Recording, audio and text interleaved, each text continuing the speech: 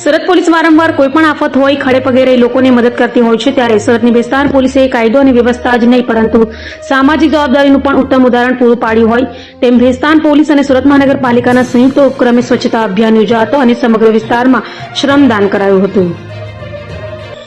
સુરતમાં ખાડીપુર બાદ સફાઈ અભિયાન પૂરજોશમાં ચાલી રહ્યું છે, ત્યારે સુરતના ભેસ્તાન વિસ્તારમાં ભેસ્તાન પોલીસ દ્વારા એક પ્રેરણાદાયી સ્વચ્છતા અભિયાન યોજાયું હતું।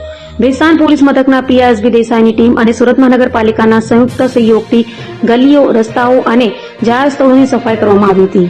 આ અભિયાનમાં ભેસ્તાન પોલીસ સ્ટેશનના પીઆઈએસબી દેસાઈ સાથે સમગ્ર પોલીસ સ્ટાફે પોતે શ્રમદાન કરીને વિસ્તારને સ્વચ્છ બનાવવામાં સક્રિય ભાગ લીધો હતો।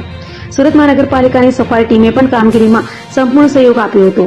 આ પહેલ દ્વારા પોલીસ માત્ર કાયદો અને વ્યવસ્થા જાળવતી સંસ્થા નથી પરંતુ સમાજ પ્રત્યેની પોતાની જવાબદારી પણ નિષ્ઠાપૂર્વક નિભાવી રહી છે તેવો સકારાત્મક સંદેશ લોકો સુધી પહોંચાડ્યો હતો। સ્થાનિક રહેવાસીઓએ પણ ભેસ્તાન પોલીસની આ સરાહનીય કામગીરીને વધાવી લઈ પ્રશંસા કરી હતી। આજરોજ ભેસ્તાન પોલીસ વિસ્તારના સંજયનગર સોસાયટીમાં કોર્પોરેશન સાથે રહીને જે સાફ સફાઈની ઝુંબેશ ચાલી રહી છે જે પૂરના લીધે એની સમીક્ષા કરવામાં આવી। મોટા પ્રમાણમાં સાફ સફાઈ થઈ ગઈ છે અને હજુ પણ કોર્પોરેશન દિવસ રાત સફાઈ ચાલુ છે।